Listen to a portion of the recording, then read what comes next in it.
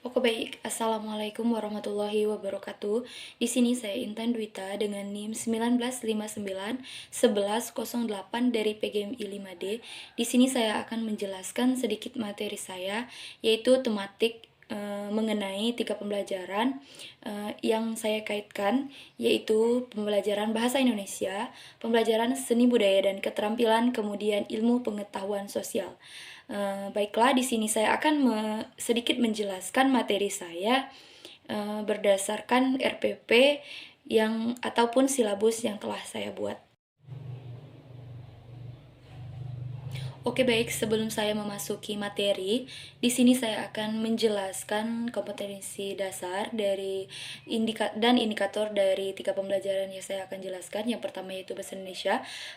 Kompetensi dasarnya yang pertama ya, merincikan kosakata dan ungkapan perkenalan diri, keluarga dan orang-orang di tempat tinggalnya secara lisan dan tulisan yang dapat dibantu dengan kosakata bahasa daerah. Kemudian yang kedua, menggunakan kosakata dan ungkapan yang tepat untuk perkenalan diri, keluarga, dan orang-orang di tempat tinggalnya secara sederhana dalam bentuk lisan dan tulisan.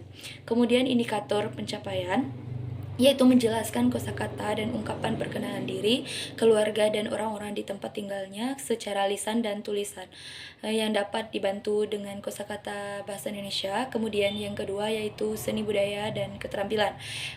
Kompetensi dasar yang pertama yaitu mengenal elemen musik melalui lagu, yang kedua menirukan elemen musik melalui lagu. Kemudian indikator pencapaian yang pertama yaitu mengenal elemen musik melalui lagu, memahami elemen musik melalui lagu, menirukan elemen musik melalui lagu, kemudian mempraktekkan elemen musik melalui lagu. Kemudian yang ketiga yaitu ilmu pengetahuan sosial. Kompetensi dasar yang pertama mengidentifikasikan aturan yang berlaku dalam kehidupan sehari-hari di rumah. Kemudian yang kedua menceritakan kegiatan sesuai dengan aturan yang berlaku dalam kehidupan sehari-hari di rumah. Kemudian indikator pencapaian itu menjelaskan aturan yang berlaku dalam kehidupan sehari-hari di rumah. Kemudian mengidentifikasikan aturan yang berlaku di dalam kehidupan sehari-hari di rumah. Baiklah, memasuki materi yang pertama yaitu bahasa Indonesia, yaitu mengenal kosakata. Kosakata atau vocabulary adalah himpunan kata yang diketahui oleh seseorang atau merupakan bagian dari suatu bahasa tertentu. Beberapa pengertian kosakata menurut para ahli. Yang pertama yaitu menurut Sujito 2009, kosakata adalah semua kata yang terdapat dalam suatu bahasa. Kemudian kosakata adalah kekayaan kata yang dimiliki oleh seseorang pembicara atau penulis. Kemudian kosakata adalah kata yang dipakai dalam suatu bidang ilmu pengetahuan. Kemudian daftar kata yang disusun seperti kamus serta penjelasan secara singkat dan praktis. Kemudian yang kedua, Moderate Valets 1977 mengemukakan bahwa kosakata adalah kelompok kata yang memiliki manfaat tertentu. Kemudian jenis-jenis dari kosakata, yang pertama kosakata dasar, yaitu kosakata dasar atau basic vocabulary adalah kata-kata yang tidak mudah berubah atau sedikit sekali kemungkinannya untuk berubah atau diambil dari bahasa asing. Contohnya, yang pertama istilah kekerabatan, misalnya ayah, anak, nenek, kakek, paman, bibi, mertua, dan sebagainya. Kemudian yang kedua yaitu nama-nama bagian dari tubuh, misalnya kepala, rambut, lidah, dan sebagainya. Nah, kemudian yang kedua yaitu kosakata aktif dan kosakata pasif.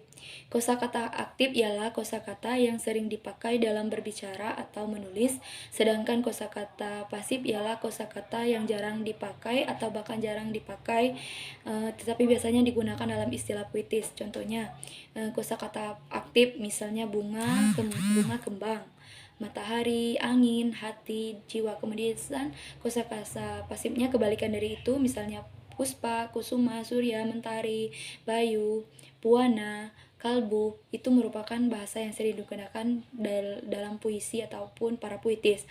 Kemudian yang ketiga, bentuk kosakata baru. Kosakata baru ini muncul disebabkan ada sumber dalam dan sumber luar. Sumber dalam artinya sebagai kosakata swadaya bahasa Indonesia sendiri, sedangkan sumber luar merupakan sumber yang berasal dari kata bahasa asing. Kemudian yang keempat, kosakata umum dan kosakata khusus. Kosakata umum adalah kosakata yang sudah meluas ruang lingkup pemakaiannya yang sedangkan kosakata khusus adalah kosakata tertentu, sempit dan terbatas dalam pemakaiannya, tidak sering digunakan. Kemudian yang kedua yaitu seni budaya dan keterampilan, yaitu mengenal elemen musik. Musik adalah cabang seni yang membahas dan menetapkan berbagai suara ke dalam pola-pola yang dapat dimengerti dan dipahami manusia. Dalam kehidupan sehari-hari, manusia hidup berdampingan dengan musik yang hadir di berbagai kehidupan. Musik diartikan sebagai suatu hasil karya seni, bunyi dalam bentuk lagu ataupun komposisi musik, dan mengungkapkan pikiran dan perasaan penciptanya melalui unsur-unsur musik, yaitu irama, melodi, harmoni, bentuk ataupun struktur lagu, dan ekspresi atau satu kesatuan. Dalam Kamus Besar Bahasa Indonesia dikatakan bahwa musik adalah nada ataupun suara yang disusun sedemikian rupa sehingga mengandung irama, lagu, dan keharmonisasian, terutama yang menggunakan alat-alat yang menghasilkan bunyi. Ketiga yaitu materi tentang ilmu pengetahuan sosial, yaitu mengenai manusia dan tempat tinggalnya. Yang pertama yaitu pengertian dari ruang. Ruang adalah tempat di permukaan bumi, baik secara keseluruhan maupun hanya sebagian yang digunakan oleh makhluk hidup untuk tinggal. Kemudian interaksi antar ruang dapat berupa pergerakan orang, barang, informasi dan dari daerah asal menuju daerah tujuan. Kemudian kondisi yang saling bergantung yang diperlukan untuk terjadinya interaksi dari manusia dan lingkungan. Kemudian peta adalah gambaran dari suatu bidang datar diperkecil dengan menggunakan skala.